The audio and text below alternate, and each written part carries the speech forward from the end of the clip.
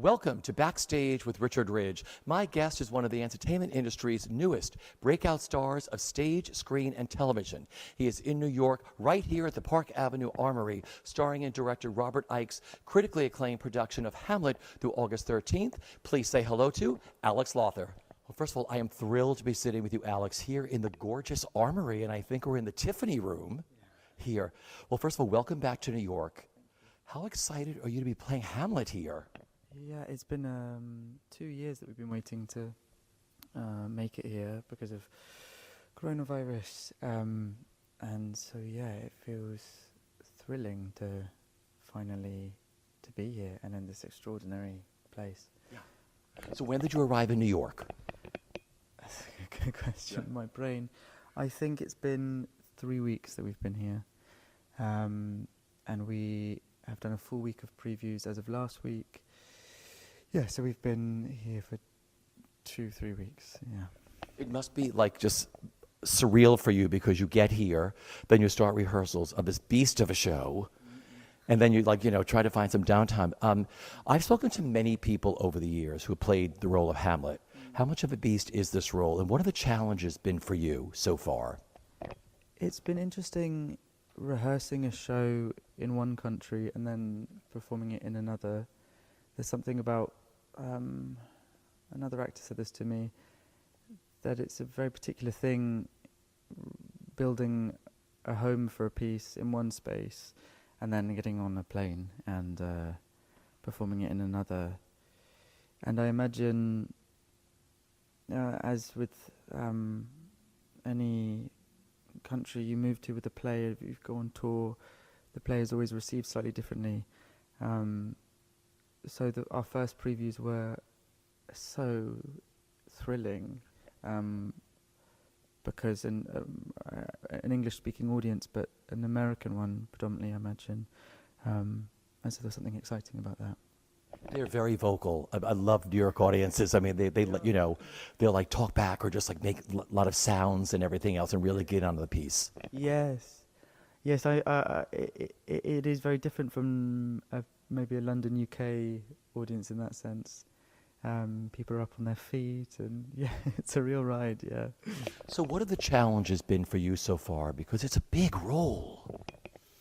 I suppose one of the joys of these two plays is that, I say two plays because there's Hamlet, we're eventually going to be running in rep with the Oresteia, and a challenge, yes, but also a kind of extraordinary event-like feeling to the two pieces. The fact that we had a set amount of time to rehearse these two epic plays. I suppose they are epic. I mean, particularly the Oresteia, this big Greek tragedy, but Shakespeare's Shakespeare's Hamlet, also a sort of, colossal in its size in its own right. But something about doing the two plays together, the plays speak to each other, they echo each other in really strange, surprising ways. So, although it felt like quite a daunting task, I remember watching the last run-through we did back in London of Oresteia, and I was so moved by it, not only because Rob's adaptation, our director, and he had adapted the Oresteia for this production, not only because it is brilliant, but also because of the reflections it has in it to Hamlet, whether unconscious or conscious, I'm not quite sure. But as a performer in one of the shows, it was sort of amazing being part of a company that's doing both for that reason. Yeah. Talk about your director. He's one of the most sought-after directors. What makes him such a great director to work with? It's hard to say with Robert Icke. The first thing that comes to mind is his intelligence, which he has in mountains full. But he also has a brilliant sense of humour. His intelligence is always about finding a way to make the play interesting and moving, and all of his choices are about how do we make this more moving and more exciting to watch. One of his mottos was sort of, I think he watches rehearsals thinking of himself as, a teenager and thinking, well, would I be interested in this, and does this hold my attention? And that he said to us at the beginning of rehearsals that, at least in the UK, there's sometimes a tradition of, with these huge texts and these huge pieces, a sense of going to the theatre as a sort of obligation or something that has to be educational or, sort of worthy, like eating your vegetables, But actually, these pieces, when they're treated as these big questions about what it is to be a human being, sure, they have they bring the weight of their own history with them inevitably, but they are moving and funny and strange and that's what Rob is seeking for, I think. I mean, I don't want to speak for him, but yeah, I suppose it's a mixture of that, his sort of fierce intelligence, but also it's always seeking out how to make the plays as watchable and engaging as possible, because the text allows for that, and the text wants to be funny and strange and moving. Because it's a contemporary take on Hamlet. So explain to our audience, that's what I love about this, because there's other directors who are doing this now, and that's what's bringing a much younger audience to the theater now, because I've had friends already see the first set of previews that you've done, and what amazed them the most were the young people who were coming to the audience. That must make you feel really great. That is wonderful, yeah.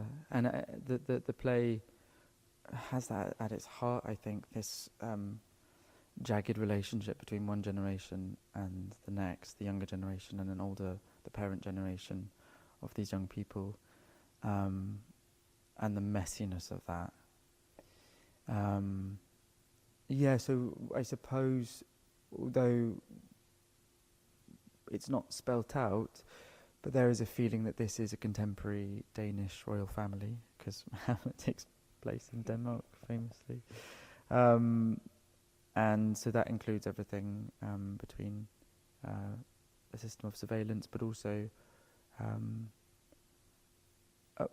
a want on our part that these people feel recognizable as human beings that we know today, in positions of power and authority,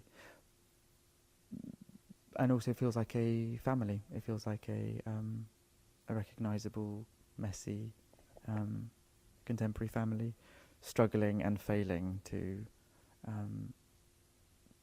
live around and with one another. Yeah. You're working with an incredible group of actors. What is it like sharing the stage with them here at the Armory?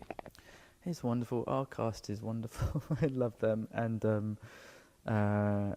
very so hardworking. I mean, I'm lucky because I'm not in the Oresteia, so I don't have to worry about doing two. But almost all the rest of the cast are in rep, so they're having to navigate these two big plays, and they do it with such wit and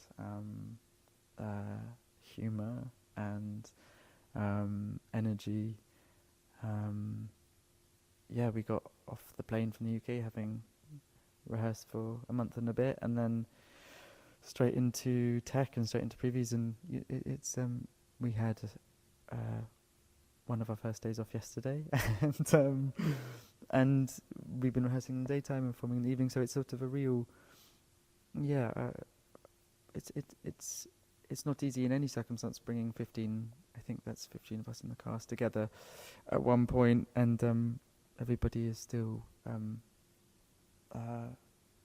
giving every ounce of themselves, which is a beautiful thing. And playing here at the Armory, what I love about the Armory is, they've turned it into a theater. They've done a lot of incredible theater pieces here, including the Lehman Trilogy and many things before then. What it's been like for you, playing in this beautiful building?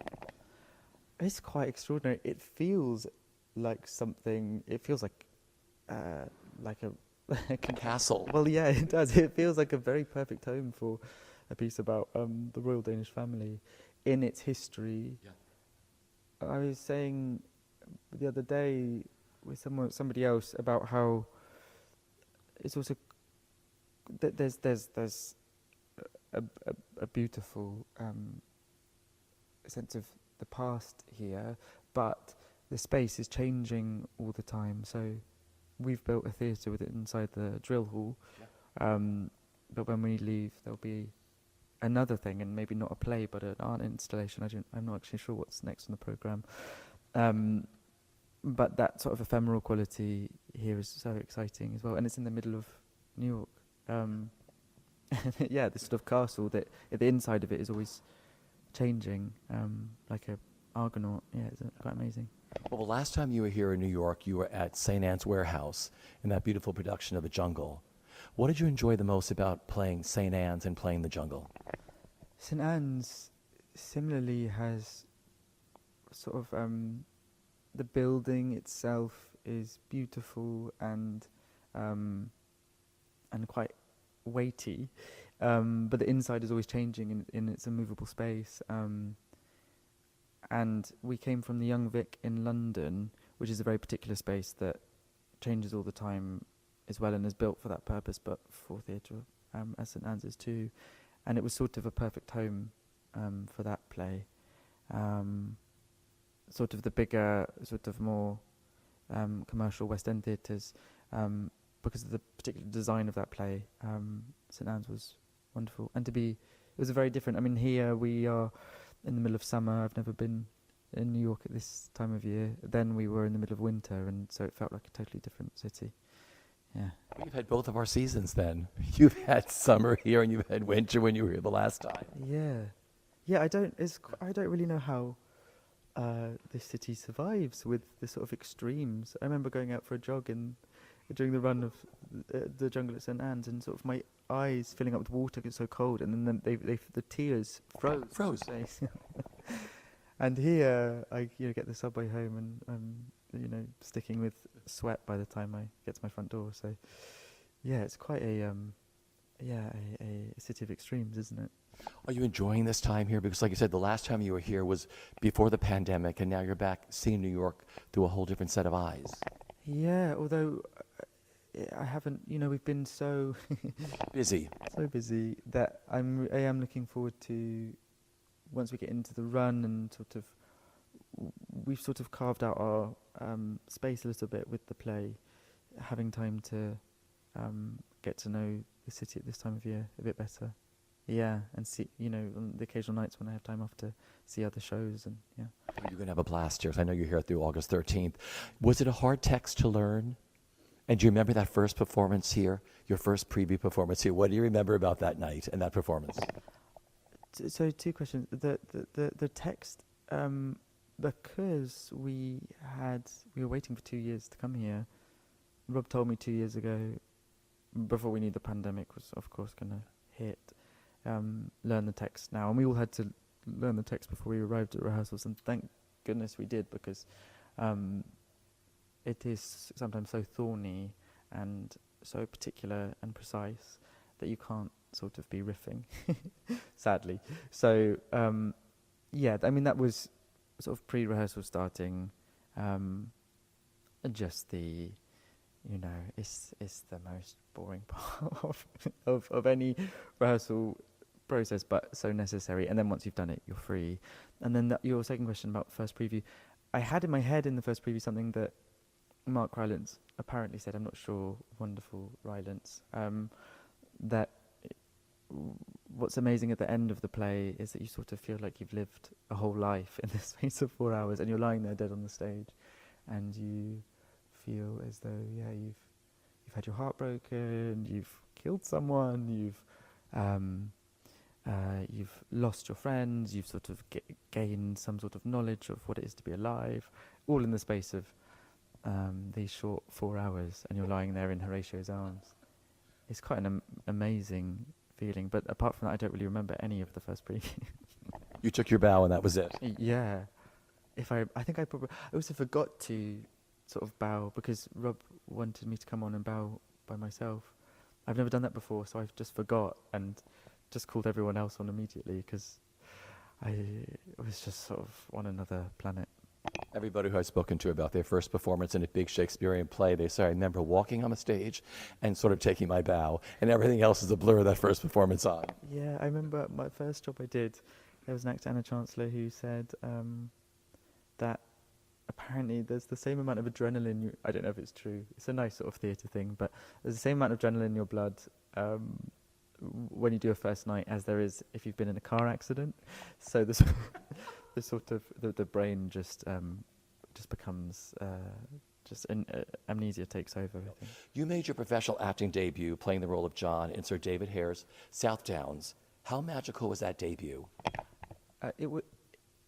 Yeah, for me, I did find it quite magical looking back because I didn't realise, I had no idea how to become an actor, start working as an actor, and it was an open audition, and it was a really beautiful story about a young man at school not understanding why things had to be a certain way and him trying to push against that. And I think I was 16, 17 when I auditioned and did rehearsals. I had no idea of my good fortune. It sort of felt like I was doing a summer camp or something. It didn't. I sort of naively was not focused on what it meant or the weight of it. And thank goodness, because it meant that I loved it, and think really fondly of all of the actors in that play, and then we moved. So it was a regional theatre, and then it moved up to the West End, and thanks to that, I started working as an actor. Really, so yeah. That is crazy. An open call for a David Hare play. But a lot of people I've spoken to said if I had known the weight of it going into they say they never would have done it. It's like someone who first auditioned for Stephen Sondheim right out of school, and they were like, if I had actually known what I was doing, that I was standing in front of him, I never would have done it. Yes. Oh yeah, I can imagine. I mean, that would be terrifying. Sir David Hare. Okay, Maggie Smith, you have a huge fan in Dame Maggie Smith, right? She gave you an incredible compliment after that show. Well, I don't know if... I don't really know what she said now because it was 10 years ago. But yeah. I'm going to repeat it for people who don't know. This is like Dame Maggie Smith is my all-time favorite person, and she said that most actors, meaning herself included, spend their whole lifetime trying to do what you did in your debut. Yes, which seems an extraordinary thing to say to a 17-year-old, but it's so encouraging. I mean, also you could sort of just hang up your hat there, couldn't you? And have you ever met Maggie? Yes. And goddess, royalty of all of them. But when I read that quote, I was like, wow, everyone starts out somewhere. Yeah. But for her to say that about you must have made you feel like $1 million. Yeah, maybe she'd had a gin and tonic too many in the interval or something. But deeply generous. And I think that generosity, particularly in the theatre community, is a true thing of older actors being very generous with younger actors. And as an old actor myself now, I can really understand that, wanting to encourage and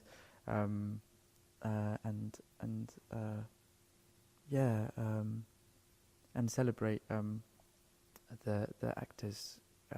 That's what the theater does. That's what I love about the theater. People nurture each other and look out for each other, which I think is great. Yeah. You made your feature film debut in The Imitation Game. Yeah. I mean, that was your first film. What was it like working on that film and working with those people?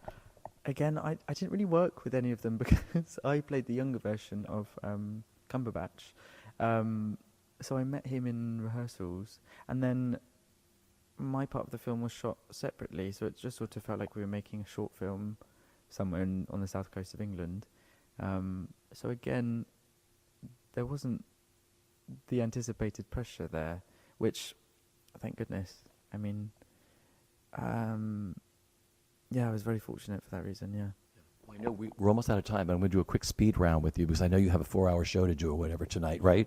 So you gained great recognition here in America when you played James in The End of the Effing World. What did you enjoy the most about playing James in that series? Oh, acting with Jess Barden. Yeah. It really doesn't get any better than that, does it? No, she's wonderful. I miss her. She lives in California now. Yeah. And then you worked for Trudy Styler, who, of course, is married to Sting, brilliant producer-director in Freak Show. Yeah. What was it like working with Trudy? Trudy is one of the sweetest people and lives in New York, and I hope to see her whilst I'm over here. And that's where we shot Freak Show, actually. And she's an actor as well as a director and a producer. And I found that since really inspiring, that there's someone who's just using all of their imagination to do many things and to do them very well. Yeah. And then a film that I love is Departure, which you starred opposite Juliet Stevenson. What was it like sharing the screen with her? Oh, Juliet is still a dear friend. She sent me a very lovely voice note the other day. And someone I admire and continue to be amazed by. She's working with Rob on another show called The Doctor, which is going to be in London, was in London and is coming back to the West End later this year. And that film was quite special for me. That was my first sort of leading role in a feature film, directed by the lovely Andrew Stegel, who's a dear friend of mine. So yeah, all those jobs actually you've mentioned have been jobs that, and it's not true for all jobs, but I've come away with really dear friends. So yeah, special in that way. You have such an incredible body of work on stage, screen, and television. How do you choose a project?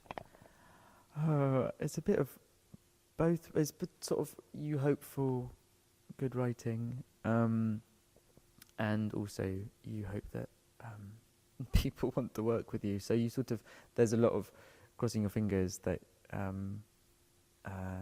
some good writing comes up, and also then hoping that you fit that puzzle piece, that you're the piece that fits that puzzle. But yeah, I suppose it's a good story that counts. Because I was watching your body of work and I said, boy, you do so many wonderful different things. You've done it all at such a young age too, which I think is great. My final question for you that I want to ask you is, because of your success on film and television, you'll be introducing a young audience to the theater, like is already coming to Hamlet. We all had that experience by going to see somebody we knew from another media. And you're going to show them this wonderful world of live theater, what that means to you as an actor and just as a person. Yeah, I love the theatre, and I think there are rush tickets here, because I know that New York ticket prices are expensive, as they are in London, which is a shame, because it's limiting.